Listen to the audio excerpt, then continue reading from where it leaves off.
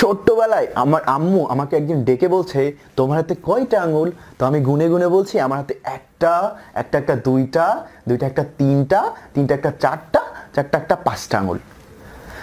ঠিক এর কিছুদিন পরে আমার আম্মু আমাকে আবার ডেকে বলছে, তোমার হাতে কয়টা আঙুল?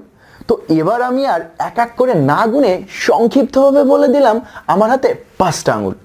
তো সমাসের ব্যাপারটা বন্ধুরা ঠিক এই রকম, ছোট্টবেলায় যোগ বিয়োগ গুণ ভাগ করার পরে ফলাফল বের করার মতো। কিভাবে দেখো, আমি যদি বলি শোক প্রকাশের সভা, এটার ফলাফল কি? শোক সভা। তাহলে এই যে ফলাফল, এটাই কিন্তু সমাস। আর এই যে শোক প্রকাশের সভা, এটা একটা সমাস বাক্য।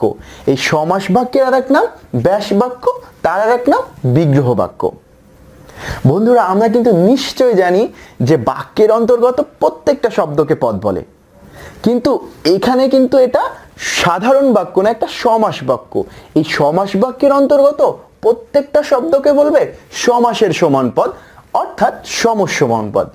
তার মানে এই যে এখানে শোক, এটা একটা সমসমান পদ, প্রকাশের এটা একটা সমসমান পদ, সভা এটা একটা সমসমান পদ, আর এই যে শোক সভা এটা একটা সমস্ত পদ। তার মানে বন্ধুরা, এই যে সমস্ত পদটা, এটা কিন্তু একটা ফলাফল, আবার কিন্তু এটা সমাস। তার মানে সমস্ত পদ, ফলাফল এবং সমাস একই জিনিস। তাহলে আমরা নিশ্চয় বুঝতে পারলাম যে সমাস শব্দের অর্থ সংক্ষেপণ। সমাসের কাজ কি? একাধিক পদকে এক পদে পরিণত করা, অর্থাৎ একাধিক পদকে এক পদে পরিণত করাকে সমাস বলে। বাংলার নতুন শব্দ গঠনে প্রত্যয়ের পরে সমাসের অবস্থান। তোমরা একটু অবাক হচ্ছ, তারপরও একটু দেখো কিভাবে হয়। যদি বলা হয় পর একটা শব্দ, এখানে তুমি আ প্রত্যয় যোগ করো, হবে কি? পড়া। ই প্রত্যয় যোগ করো, হবে পড়ি। আই প্রত্যয় যোগ করো, হবে পড়াই। অর্থাৎ এই যে পর শব্দ থেকে আ, ই এবং আই যোগ করার পরে আমরা কিন্তু নতুন তিনটা শব্দ পেলাম, পড়া, পড়ি, পড়াই। এভাবে কিন্তু প্রত্যয়ের মাধ্যমে নতুন শব্দ গঠন করা সম্ভব। সমাসে সম্ভব। কিভাবে? দেখো, আমরা কিন্তু কখনোই বলি না যে আম্মু আমি বিদ্যার নিমিত্তালয়ে যাচ্ছি। আমরা কিন্তু সংক্ষিপ্তভাবে বলি কি? বিদ্যালয়ে যাচ্ছি। তাহলে এই যে সংক্ষিপ্তভাবে বলা, এটাই কিন্তু আসলে সমাসের মাধ্যমে সংক্ষেপ করা, তার মানে নতুন শব্দ সৃষ্টি করা। তাহলে অবশ্যই আমরা বলবো বাংলা নতুন শব্দ সবচেয়ে বেশি গঠন করতে পারে প্রত্যয়, তারপরে অবস্থান সমাসের। সমাস 6 প্রকার।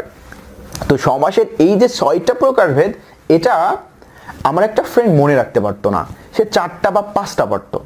তো একদিন আমাকে এসে বলল যে সমাসের এই যে 6টা প্রকারভেদ, এটা আমাকে দিক অতবদ্দোয়া, তবুও এটা মনে রাখতে পারবো না। বন্ধুরা, যে দিক অতবদ্দোয়া, আমার বন্ধুর ক্ষেত্রে এটাই তার জন্য সুদুয়া হয়ে গিয়েছিল।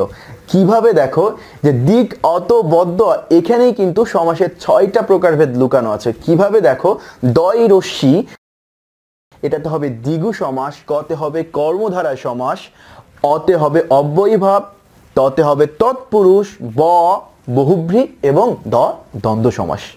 অর্থাৎ দিক অতবদ্ধ, এখানে কিন্তু সমাসের 6টা প্রকারভেদ আছে। দেখলাম সমাস শব্দের অর্থ সংক্ষেপণ। সমাসের কাজ কি? একাধিক পদকে এক পদে পরিণত করা, তার মানে একাধিক পদকে এক পদে পরিণত করাকে সমাস বলে। বাংলা নতুন শব্দ সবচেয়ে বেশি গঠন করতে পারে প্রত্যয়, প্রত্যয়ের পরে অবস্থান সমাসের। সমাস 6 প্রকার।